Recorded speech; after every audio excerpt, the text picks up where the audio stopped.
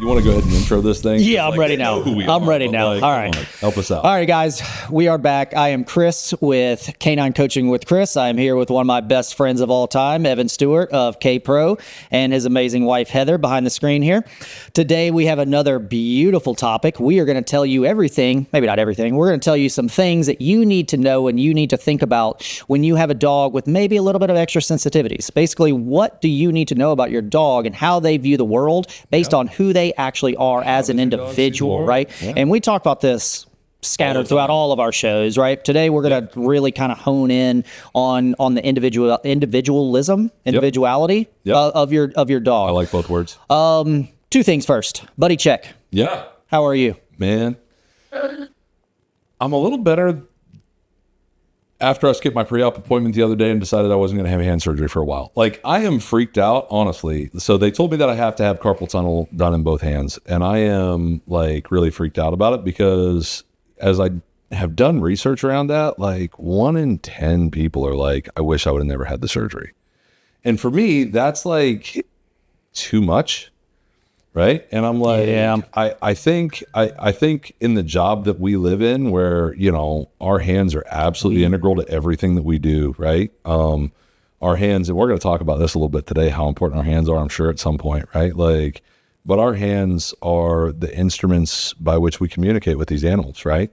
Whether it's hands on leash or hands on dog or hands in our pockets. Right. Like, our hands are so massively important to our experience on the earth that I just want to hold on to my hands for a little while. Risk versus reward. Yeah, I got it. Yep, I do, man. And so, like, a couple days ago, I was wicked stressed out about that. Like, almost like didn't want to get out of bed stressed out. Like, I'm like having a moment in my life because things that are scary are just scary, right? Like, we know that from other experiences in our lives, right? Where sometimes scary stuff's just scary. It just is what it is. Doesn't make me less. But since I kind of made that decision where I was like, nope, I'm going to skip this for now. I'll revisit it if things are really ugly. And I, immediately went out and sought some holistic, kind of treatment. Good. Got with a guy here in town that kind of specializes in, sports medicine, chiropractic care to like help, get some of those things moving again. That's what I'm really kind of looking, forward to and for, right? So, that's what I'm hoping is here in the next little while, like things continue to kind of ease up.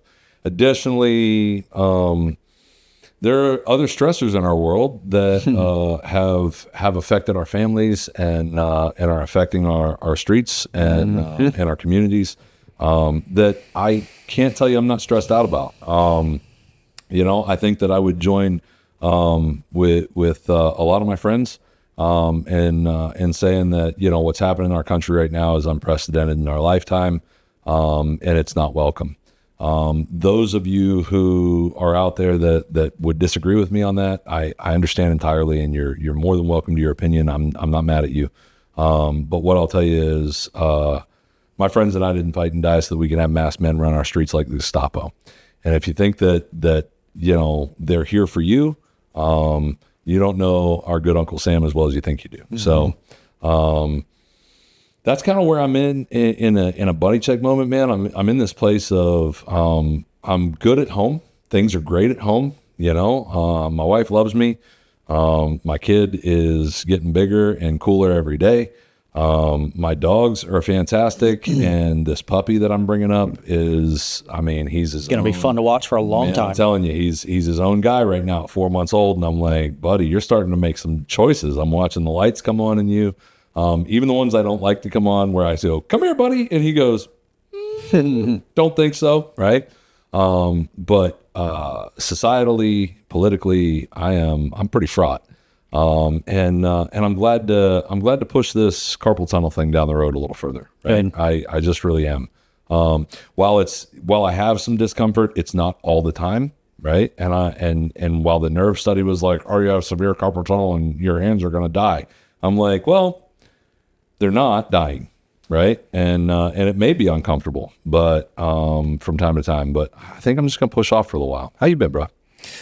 You almost took the words out of my mouth. At home, 2026 has been already kind of a landmark year for me. Just a monster year, just right? a monster year. Anything that like that you could look at and be like, wow, but just mentally, emotionally, physically, it's been good. It's been a lot. Like you said, I am challenged with what we are seeing in our world today, and anyone that I can't wrap it, man. I'm having a hard time with it. I'm having a hard time justifying. There has to be something else that I'm just not seeing because it just doesn't make sense. I have spent 10 years. I spent 10 years in the military. I did a lot of shit in the military. Yep. I got a law degree. I finished top third in my class. Yep. I spent 2 summers on Capitol Hill. Yep. I know this game. I know what our government is about. Yep. I see it. There's a reason I'm training dogs and not working as an attorney or working on Capitol Hill. I see it. But it's next level. This is different. This is different. Our government the other day on this is different, and this is not what this podcast is about, and this is all we're going to say about it. Yep. But we are drinking our whiskey straight today. Why? Fuck ice. That being said, life is good. I choose peace. I choose love, and I'm going to make my fucking corner of this little place as happy and amazing as I can make it. 100%. Heather, buddy check. I am pretty good.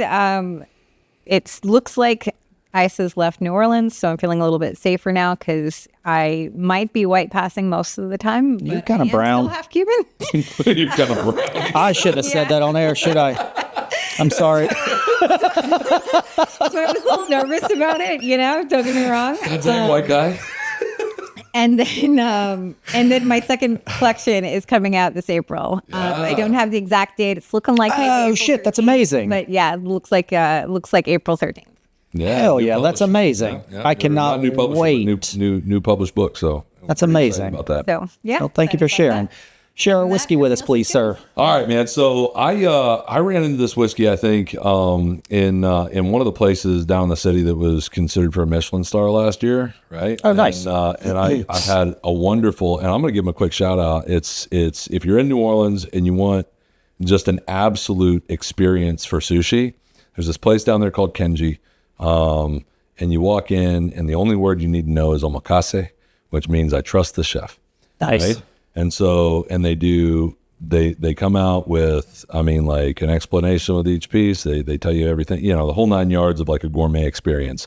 And this, I am 99% sure, but I reserve a 1% if, Kenji jumps in these comments and is like, bro, that was not the whiskey you had here. But this is the Hakushu single malt Japanese whiskey that we're going to get into today, man. I'm actually really excited about it because what I remember about it then was it was soft and delicious. Some hints of pine and some nuttiness in it. And we read a little bit about this on the box before the show. And one of the things, I was in Japan for 3 years. I spent 3 years in Japan, right? That's right. And one of the things I adore about the Japanese culture is they do things right? If they're going to make a whiskey, they're making a whiskey to make the best whiskey. They're not making it for money, right? They're not. That's right. They're not doing this for money. Well, it goes all the way back into Bushido, right? Like the way of the warrior, like everything Exactly. to perfection, right? So Yeah, I'm pretty pumped for that's this. part of that's part of the culture in Japan, and I'm really excited about giving this a first And look. our new whiskey glasses as well. New whiskey glasses. Chris got me Whiskey and Wolves with podcast whiskey glasses my man. for Christmas. Thanks, brother. Oh, it's easy on the nose, man. Kind of caramely, really nice. We're in trouble. Yeah. That's yummy. We're in real trouble. That's unfortunately good. And it tastes. What is the difference between this and all the other ones we've had? There's a difference, and I can't. So this is a can't put single my- malt like whiskey that is more like a Scotch, so it's a little peatier, Got it. right? Yep. It's a 12-year aged, right? Which some of the bourbons are not aged that long at all. But this reminds me strongly of like a Macallan 12. Yeah. Like a Glenlivet. That's really yummy. Kind like of that a whole lot. situation. Maybe some Glenfiddich. Nah, Glenfiddich a little smokier. Yeah, give that a try. But I'll tell That's you, yummy stuff. we're in trouble with that one today. Yep. Absolutely. because that one's probably going to go down too smooth. I'm okay with it. I got a DD. I'm Two good. thumbs up.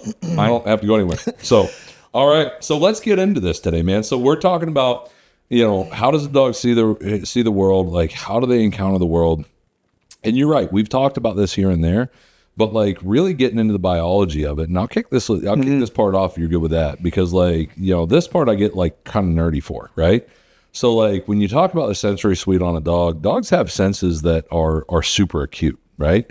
They have big smells, big hears, big eyes kind of thing, right? Like this is kind of how I talk to my clients about, how they function in their world, right? So whenever I'm talking to a client about how dogs function in their world, like we always talk about things in order, right? So like how we encounter the dog, and lots of dog trainers have done this for a long time. So oftentimes we start, nose, mouth, eyes, ears, feels, right? And I think that that's kind of reductive in the conversation about senses. I mean, people now, we know the 5 senses, right? But, a lot of science is now like we have like 17 to 25 senses per individual, depending. I mean, it gets kind of crazy, right? But to stick in this kind of realm of biology and what we kind of know from like a collegiate level biology about dogs, they hear 11, 12 times, stronger than we do, which essentially translates to this is that if I'm a dog and I'm sitting here, I can hear your heartbeat outside your chest from here, right? 7 to 10 feet away, your dog can hear your sinus rhythm. When we talk about, their eyes, we're going in reverse order. When we talk about their eyes, we now know that, their blue-green acuity is really, really great. But there's not much difference because of that in daytime and nighttime, which is why dogs see so well at night, right? We understand the conversation in cones and rods and that kind of thing, but they just really see the world more statically, visually than we do. Taste, their sense of taste is ramped up by this inclusion of an organ in their mouth that kind of goes both ways into olfaction and taste, right? So, they have this thing. Yeah, they have this thing behind the. Good God, man! They have this thing behind their top teeth. Looks like a little button in the roof of their mouth called the Jacobson organ, and the Jacobson organ literally allows them to taste smells, right? And then what do we know about their sense of smell? Yeah, their sense of smell is like 100 times ours at least, right? If not a million times. Yeah. Right? Like we don't really quite understand, and this is so true, like we don't really quite understand how acute the dog's nose is, mostly because we don't have instrumentation that is as sensitive. Like I was just in a tracking trailing conference a couple months ago, where somebody said, so how do dogs know how to follow odor like that? How do they have odor discrimination? They can target odor amongst all the odors. And the instructor, to their eternal credit, looked dead at them and went, I don't know. No one does. Right. And I think that that's like a really important idea for us to kind of sit with, is that there are portions of our dogs that scientifically we cannot describe. Well, and I'll say it a slightly different way. Yeah. We haven't learned yet. Yeah. Right. We haven't come up with the science to understand. That's how advanced this is. And I think this is massively important, right? Yep. If you don't understand how your dog is viewing their world, how are you going to teach them anything at all, right? And the smell, hold on, I want to go one more thing, right? AI is taking over this world, right? Whether we like it or not, AI technology is taking over all types of things, right? As far as our government and all that stuff. Crazy. Even when I was working dogs in the military, Yep. right? Even when I was out there on the front lines, literally searching for bombs, they were trying to find something better than a dog's nose to find people, drugs, and bombs.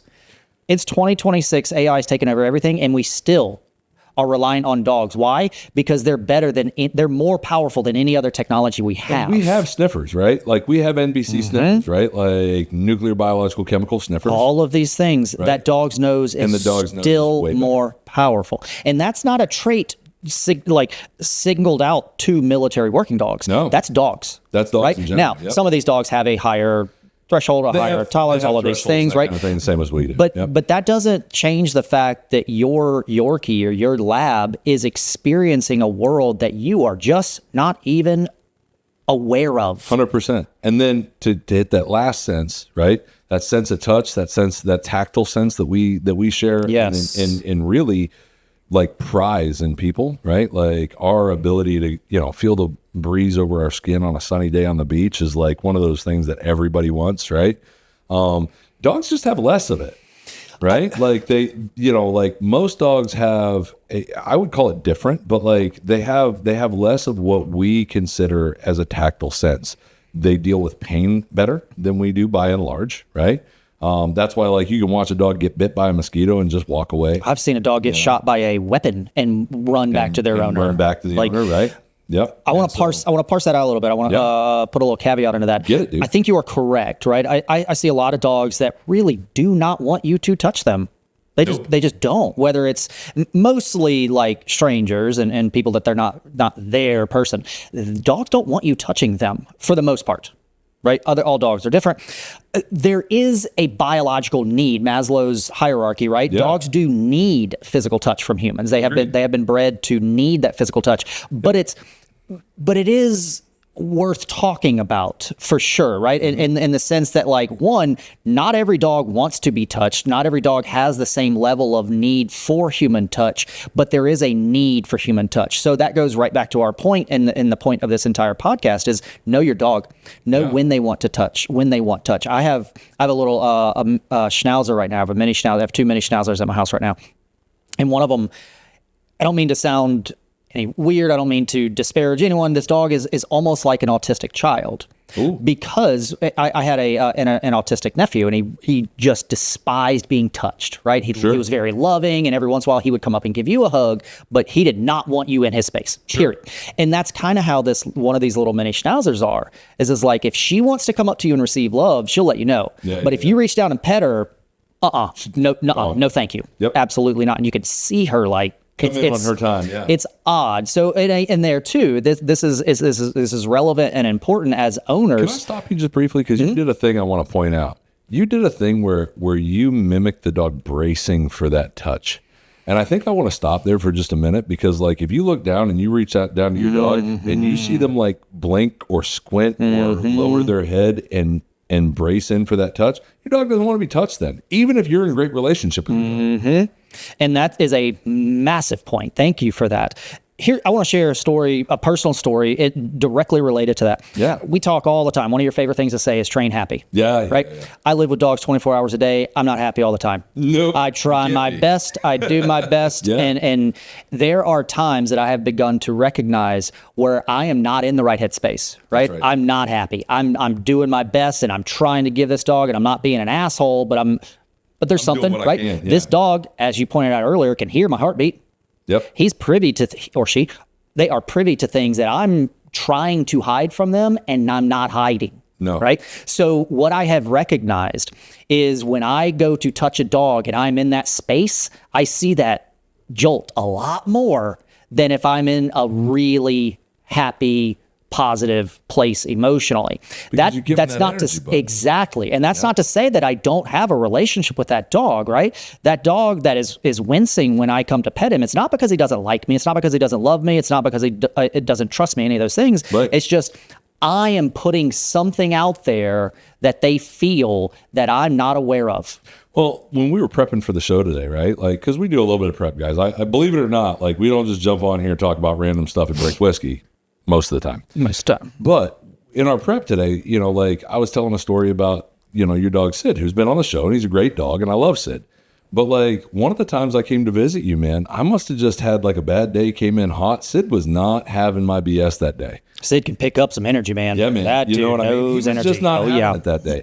And like, we talk about energetics so much in populist culture these days, in pop culture these days, that like I think we miss it's almost like the same way that we've talked about religion in pop culture. Like we miss the deeper significance in some of these things, right? Where it's like, no, there are things that the world uses to curate and communicate the environment, right? That we are just not as accustomed to being attuned to now. Yes. Right? Not going to sleep listening to the crickets at night, but listening to your TV at night is not the same thing, right? You've slept under the stars, I've slept under the stars. It's one of those things that you can't manufacture. The ability to do that, the experience of connecting to what I would call creation, to the earth in that fashion, you can't remanufacture that in an edifice, right? And I think dogs recognize that in us. When we put up an edifice, all that olfaction, where they're using that Jacobson organ to even taste the smell of the pheromones that are like pouring Whether off it's of us. fear or excitement, they can Fear, literally smell excitement, and taste whatever fear. it is, right? If it's overwhelming, I don't necessarily want it here, and that's like really, really important, and being able to recognize that, see that on your dog, understand that, and then pivot to what your dog needs. Yes. I think that's your responsibility as an owner. It's your responsibility, and it's going to make your life easier. Right? It's going to make your dog's life better because you're not putting them into a situation that makes them feel uncomfortable. But it's also going to make it's going to make your job as an owner a little bit easier, or the leader of that relationship a little bit easier, because your dog's not going to be put in uncomfortable situations. And they're not going to have that association of do I need to be ready to be uncomfortable? And I think this leads us directly into a really, really interesting point that I'm excited to talk about. Hit me, bro. Is the differences in sensitivity levels in dogs, right? In breeds and dogs. In breeds and dogs and humans and as individuals, there are certain dogs that are just simply more sensitive, whether it be to touch or to sound or to being in a kennel or to being alone. There are certain dogs that are just more sensitive. And this, I think, is a major, major, major, huge, giant point in understanding that, as we've been saying all along each episode and 20 times this today already, your dog is an individual. Oh, yeah. Your dog is not a dog. Your dog is, I've had labs my entire life. You haven't had this lab, right? You need to know your dog. You need to know this dog, and you need to know what those triggers, quote unquote triggers, are, right? To understand where your dog gets uncomfortable, why they're uncomfortable. There's a really neat show that I've watched a couple times, something about sensitivity in humans, right? Alanis Morissette's in it. It came out in like 2012. Fantastic episode or movie, whatever.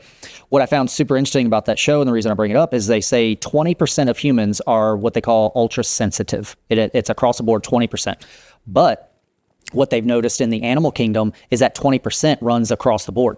So that means if they are accurate, if the science is accurate, and I haven't done any more research on it other than that show, but if that is accurate, that means 20% of the dogs that we see are highly sensitive. And that makes sense. It makes perfect sense based on what we've seen. Absolutely. I mean, like, I see dogs all the time that, like, I'll give you a good for instance, right?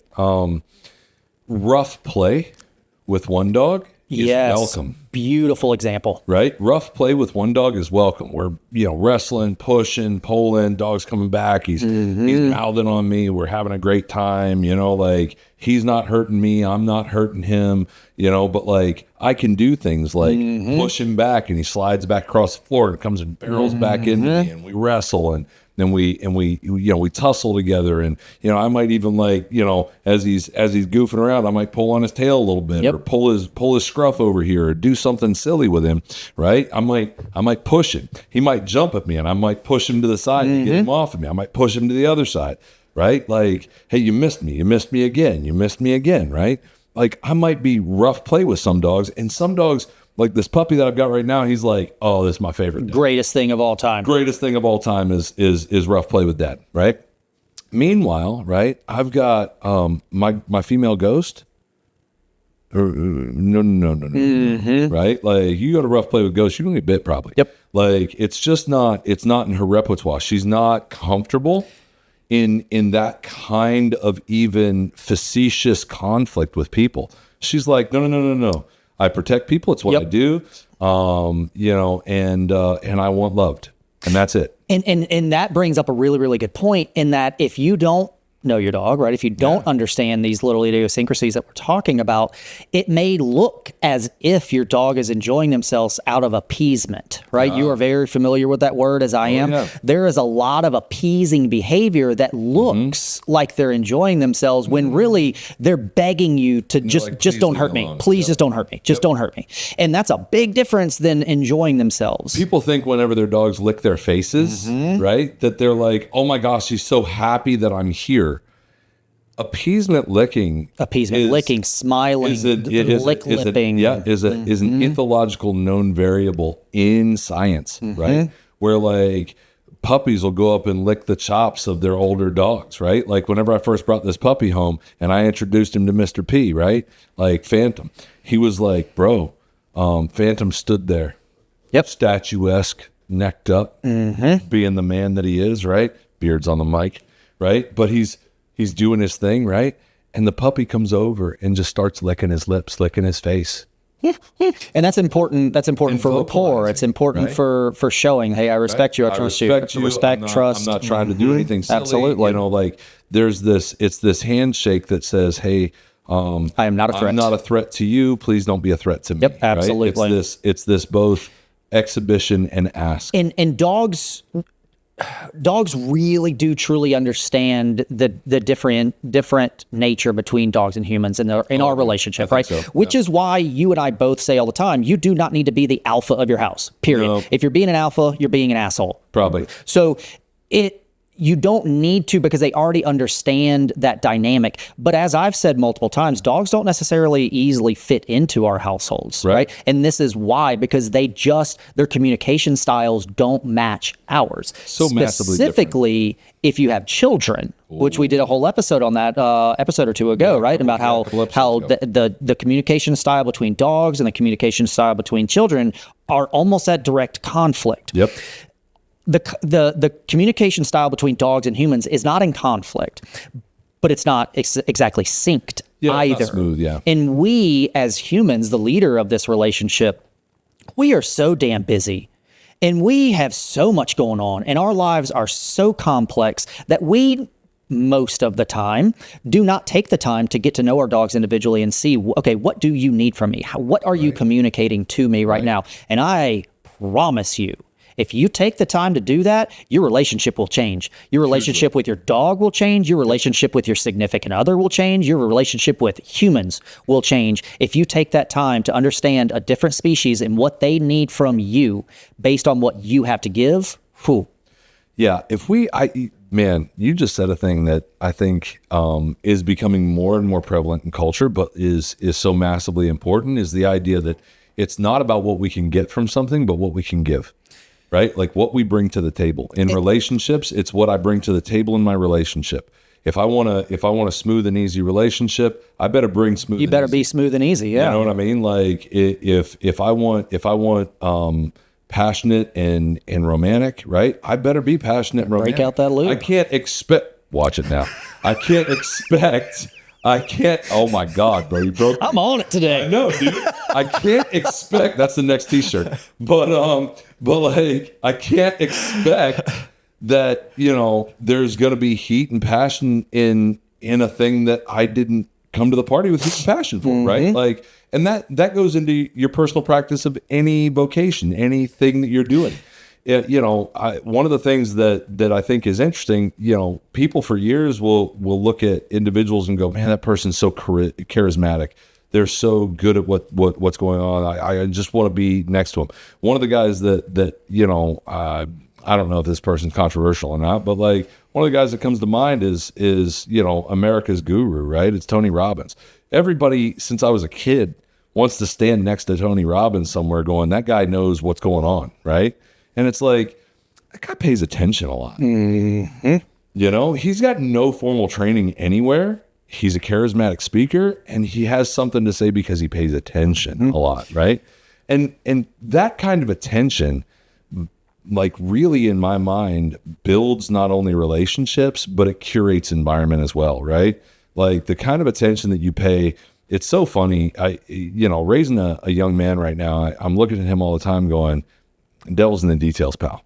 I mean, like if you're not detail oriented about what you're doing, you're probably jacking it up. Like, I walked in the other night. This isn't a joke, man. This just to detail this point out a little bit. I walked in the other night and he goes, okay, Dad, I've got the puppy's food, right? And it is like swimming, like it's floating. And I'm like, you weren't paying attention when you made this. Yeah, of course we're going to mix in a little water with the puppy's food, right? But like the kibble shouldn't be floating at the top of the bowl. You know what I mean? Like, what are we doing?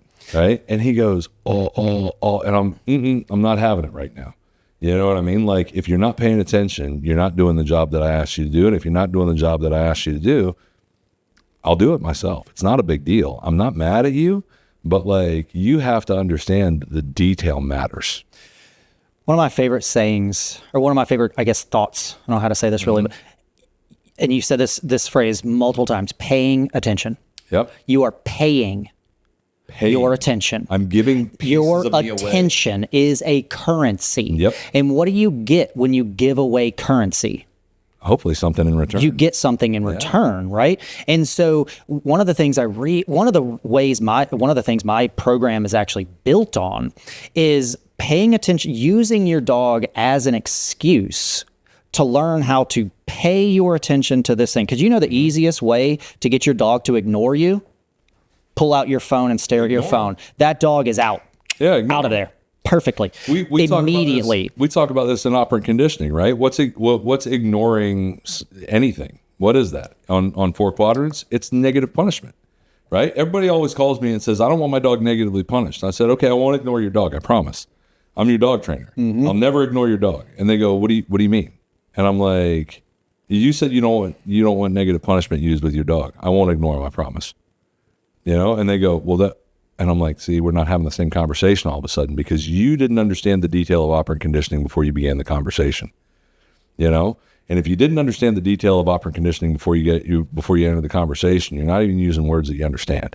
And I don't mean to be arrogant whenever I say it, but the reality is that you have to pay attention to the details. I don't walk into anything in my life without knowing something about it because why would I? I'm not going to go try a new restaurant without looking at the menu.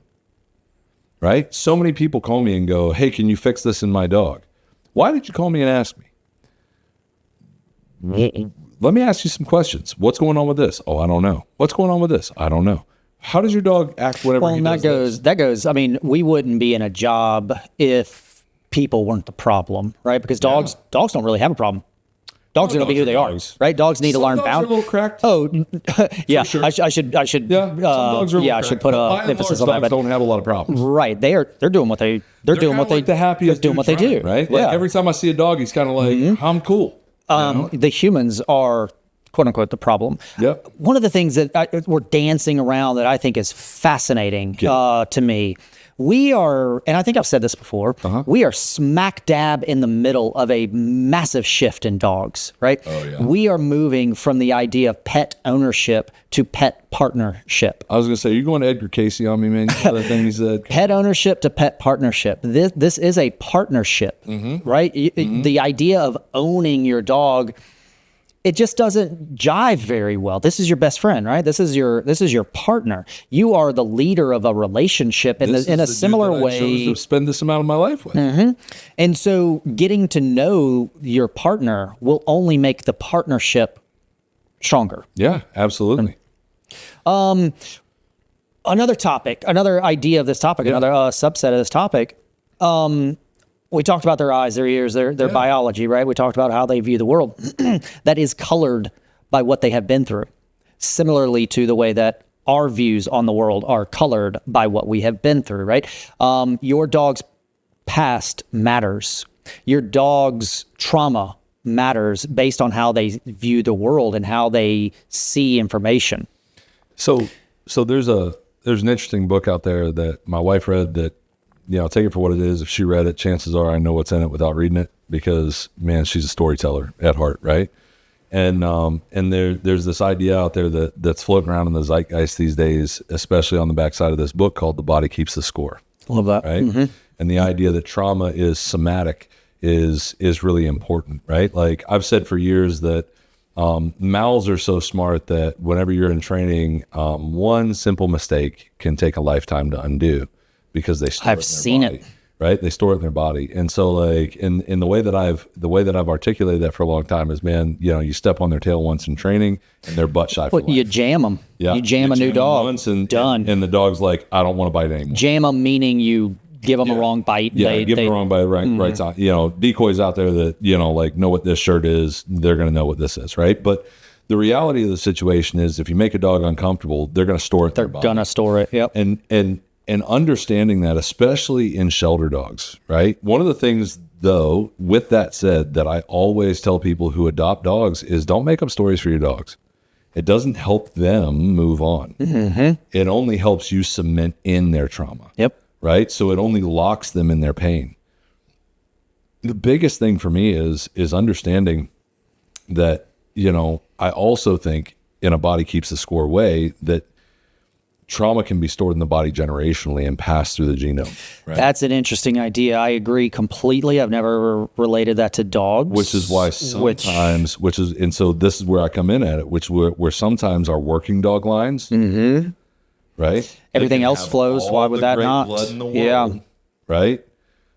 But like, they may not have the ability for the work because, you know, mom was put off the work, dad was put off the work by maltreatment, right?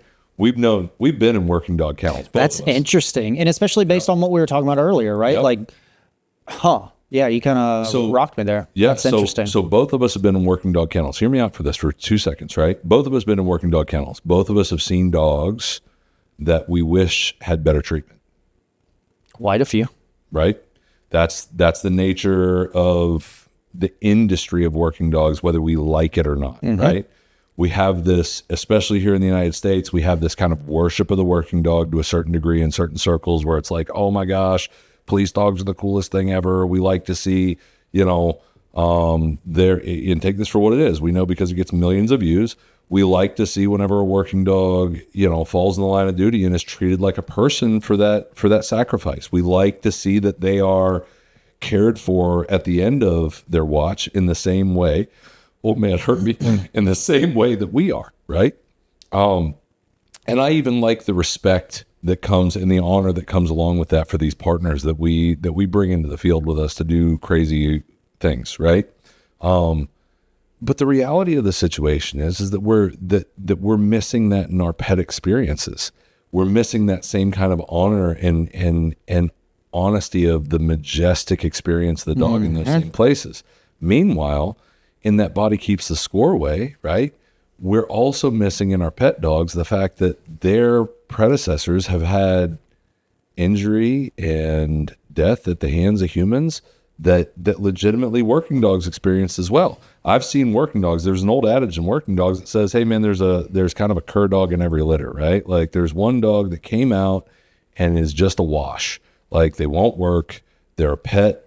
You know, they may be this breed. They may look like this breed. They may have other traits. Walk like a duck, quack like a duck. Walk like a duck, quack like a duck, but won't fly like a duck, you know? And so, you know, like when we talk about like trauma stored in bodies, trauma stored in genomes, I think that there's a lot of science out there that is emerging that we're going to get a chance in the next 10 years. That'll be cool to see. To really engage I agree with you. in the pet care industry. Well, and what's interesting is we're just now seeing that in humans, like that Right. that psychological studies, those ideas that these facts are just now coming out in humans. And cynology, the study of dogs, is so brand new. I mean, it is so brand new that we may be, like you said, 10 years away from that. But you and I and other people like us that see this stuff on a day to day, it some of it's apparent, right? It's like so fresh, especially when you know the dog, right? Like you see the dog, you've you know.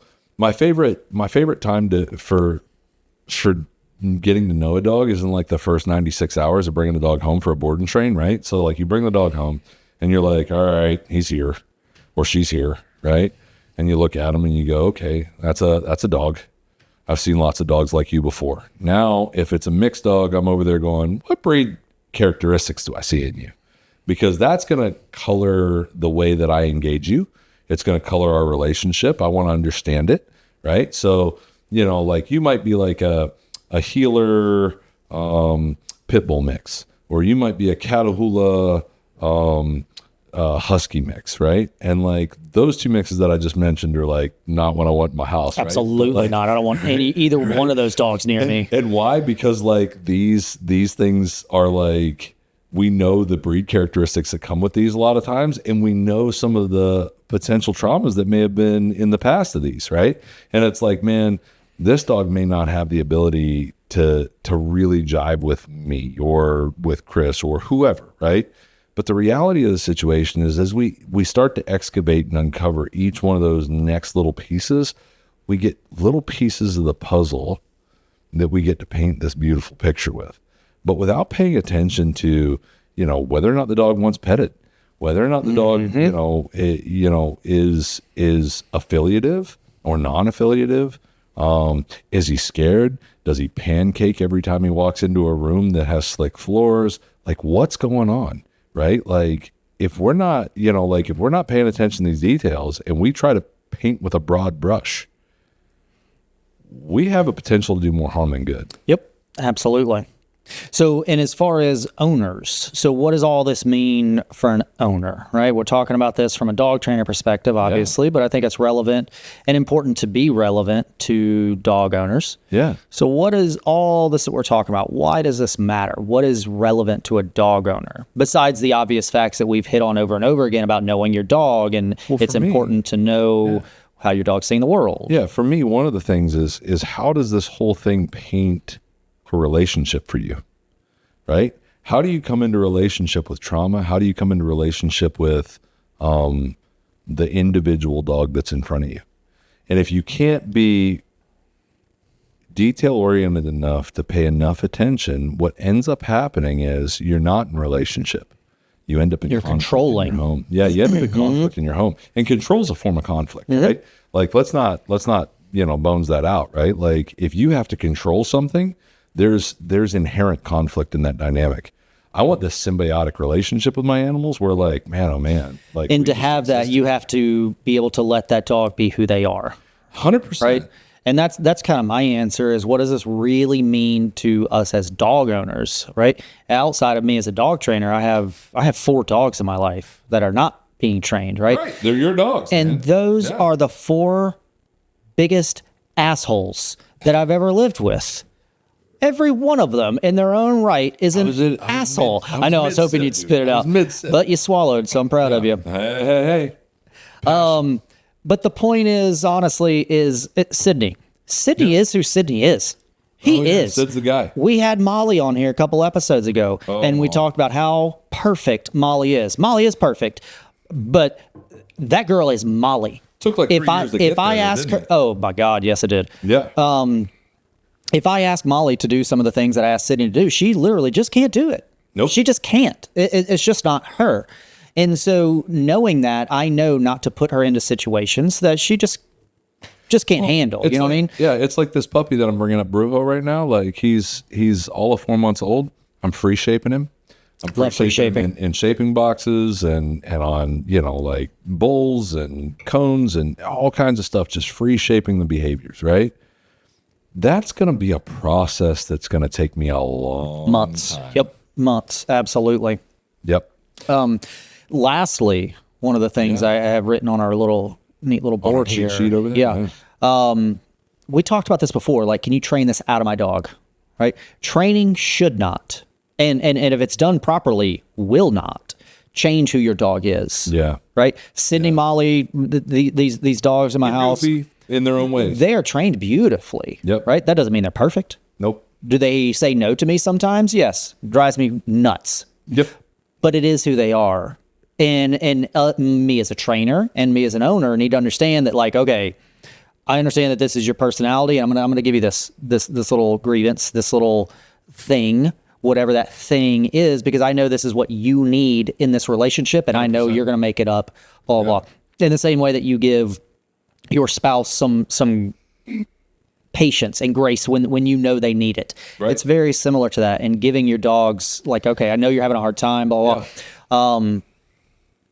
Yeah. That goes right down to the core for me, that this thing that sits heavy on my heart all the time, and that's the idea that like training is not programming.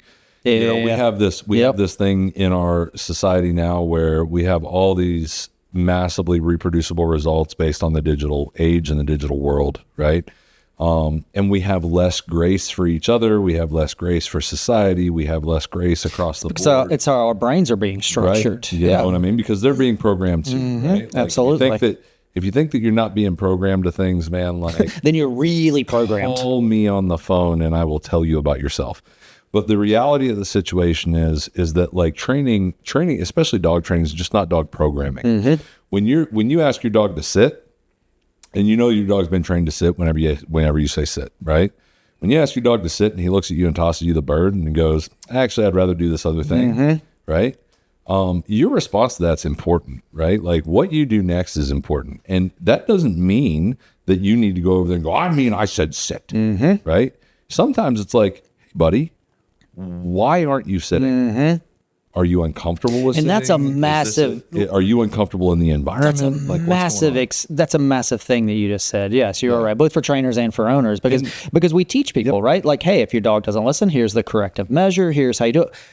But like, have some understanding, have some subjectivity, and like, okay, yes, I told you to sit, but I also understand that the trash truck's going by right now, and that thing is loud and scary and smelly. Looks like a monster. Smells like right. Right. So maybe I'll give you a little bit of grace here. It's kind of like the people that I get calls from that go, hey, my dog just tried to bite the vet, and I go, well, the dog tried to bite the vet because the vet tried to encroach upon its personal And do you know what a vet office smells like? Death and sickness for dogs, Yes. right? But like Scary. And that dude came in smelling like that after the last surgery he was in.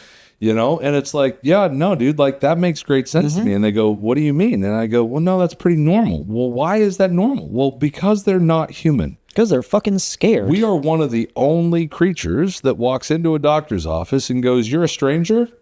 Sure, no sweat. You got a lab coat, right? Yeah. You can do whatever, right? Because we have faith in the system, right? They have no faith in the system. They don't know the system.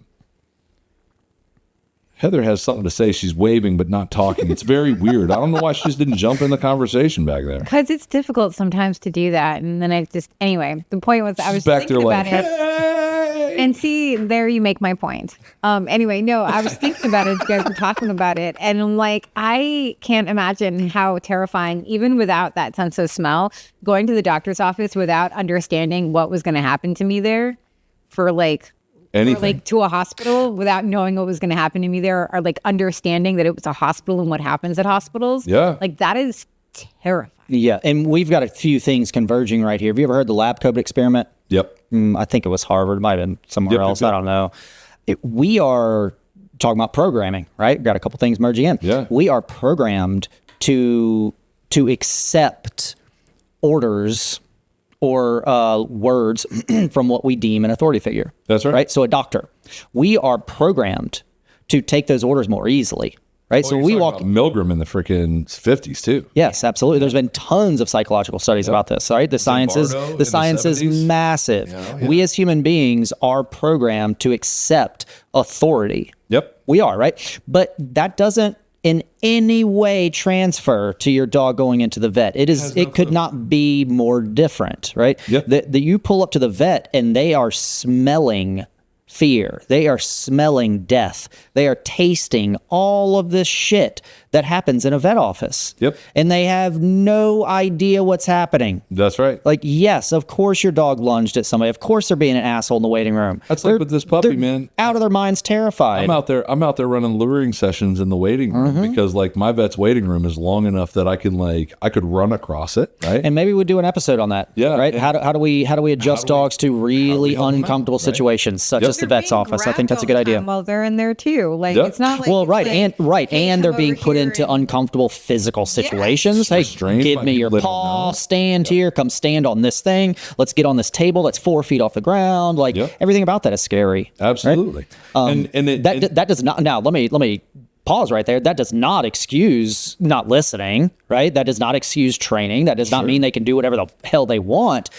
But let's have a little bit of grace at the same time. But they have to see the picture before they can have a response to it anyway, right? So like if you're not training your dog to go to the vet and be cool at the vet, your dog's not going to be cool at the vet. Like that's how it works, right? Like that's the essence of training. Right? Yes. Like if you're not giving your dog exposures in a positive way that you want them to have a response to, no matter where you are. I don't care if you're at Lowe's. I don't care if you're at, the beach. I don't care where you are, let alone the vet. That goes to our Tony Friday question from last time, right? How to evaluate a training space. Yeah. Everywhere is a training space. Everywhere is your a training vets, space. Your PetSmart, the beach, everywhere. And that goes detail oriented enough to pick up on it. You're screwed. And that goes directly to their associative nature of how they learn. Absolutely. Right? Yeah, I have one particular client in mind where she was really having trouble with her dog. It was a Saint Bernard. Only Saint Bernard ever trained. Beethoven dog. Loved it. But she was having trouble after training, and I went out there and I'm like, okay, so show me what you're doing, right? Show me, like, how are you practicing? How are you keeping up with what we talked about? And she goes out, she's like, all right, I'm going to show you exactly what I'm doing. And she went out to this one particular spot. She's like, okay, we come out here every single day and we do this. And they did their same routine. And I'm like, okay, and how's he do? Cool. She's like, oh, he does perfect. I'm like, perfect. Okay, well, what else do you do? Well, that's it. Like, so you have trained your dog that this is the only time that they need to listen. Yep. Right? You allow them to pull you to this place. Yep. They're perfect here, and then they pull you back inside, and then that's it. Training is not... Big surprise. Training is not, hey, let's go do this thing, and you're going to listen. A proper training scenario, area. Yep. It's everywhere. And take it for what it is. Like when we're training dogs for, especially with the idea of the point of this particular episode is how does the dog see the world? We need to be setting up training environments even that way that are like, biologically appropriate to the dog. And I'll give you, we talk about some concepts kind of abstractly, I think sometimes. Yep. I'll tell you exactly what you need to do, right? 100%. If you're listening, if you're like, okay, well guys, what does this mean? The first time you go somewhere, it's training.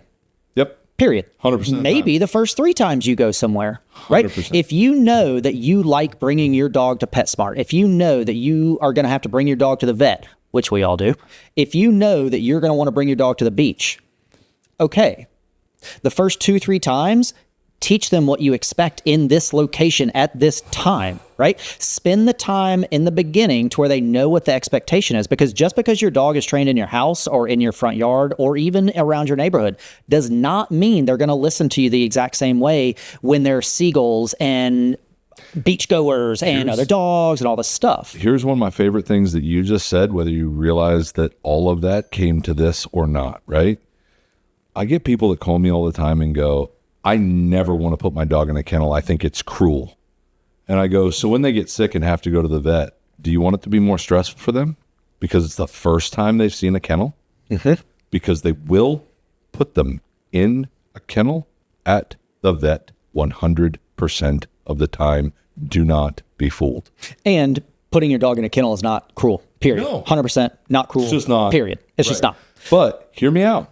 Even if we go with the idea that it is, right? And we say, oh, that's a cruel practice, and we don't want to put dogs in cages, and we think that they're just like people. And well, don't you want to give them a little bit of exposure to what's going to happen at the doctor when they get there, so that they're not freaked out by it? Like we start as babies going to the doctor and seeing people in lab coats and seeing people in scrubs and going to the special building and seeing shiny floors that, give us the idea of cleanliness and, all this stuff, regardless of whether or not Love the way you said that. Yep. Yeah. Regardless of whether or not it is, right? Like we get all these things that are psychological markers in these areas that make us feel comfortable and prestigious and other things, right? And the reality is that people don't do any of those things for their dog. They leave them in the cave of their house, right? And when they expose them to the natural, we just expect them to adjust. And when we expose them to the natural world, they're missing out. Also, we have a question in the back, I believe. Well, I also point this out to people all the time whenever I'm having that conversation, because I answer the phone for K-Pro and I do a lot of the calls, and whenever we're talking about it, I'm like, the baby also has his own crib and his own room. I had my own room as a teenager. I didn't want to just live in the common spaces of the house. Why anybody would want to just live in the common spaces of the house, I don't understand. People don't do that. So even if we're looking at dogs as people, they're still each person in the house still has their own bedroom. And I agree completely. And another one different little caveat to this idea, this concept. your dog is living with you. You are not living with your dog. And so we look at how the dog sees the world, right? Like, we got to understand that they have desires and feelings of their own that need those kinds of things like made for them. You know, like I say this all the time in giving talks, and I probably have said it here on the podcast before, but this is a perfect place to say that the nature of humane treatment includes environments sensitive to species typical biology and ethology, like what the dog needs biologically and what it needs behaviorally are what humane treatment is. Mm-hmm. Absolutely. Humane treatment is not, I've got a dress to put on my dog and a stroller and they never see the money. In a less scientific way to say that, I love the way you said it, but a less scientific way to say it is there's a big difference between giving your dog what they want and giving your dog what they need, right? Sure, give your dog a treat, right? Give them that Kong full of peanut butter. They're going to love it. So you know what? They need guidance and structure, period. I've thought about that before. I wonder what it's like to lick the... Anyway, it doesn't matter. I can tell you, it's nice, especially if it's frozen. Oh, here we go. Mm-hmm. In the summertime. Of course, man. Yeah, man. And the frozen applesauce, applesauce sucks. Frozen applesauce ain't that bad. Frozen applesauce is kind of like a little... Don't know why I said that out loud. Yeah, that's fine. Now we know. On air in front of humans. What else do we have on this one today, brother? I think I've embarrassed myself enough. I think we're done, man. Are we good? I think we're good. Guys, listen, for more content like this, check us out on Whiskey and Wolves everywhere you can find a podcast. And don't forget to like, subscribe, and follow. And also here shortly, stay tuned. We've got a line of merch coming out that you guys are going to dig. We're going to have T-shirts. And maybe whiskey glasses, right? Maybe. Yeah, and decanters and all kinds of stuff. I'm telling you, it's coming down the pike. Like, we're going to have a merch line roll out here pretty soon. Just, stay tuned with it, man. And do me a favor. And if you like what you're seeing here, like, share that to your friends. Seriously, like, help us out. We want to help dogs and people live better together all over. So let us know. We love what we're doing. We want to share with other people. Questions in the comments, please, because man, oh man, Tony Friday can't be the only one, guys. Come on, step your game up. And take Tony, it for what it is. I love you. Like, we'll answer your questions. Tony Friday will tell you. We will answer your questions. So hit us up, guys, and we'll see you next time here on Whiskey and Wolves. Cheers. Cheers.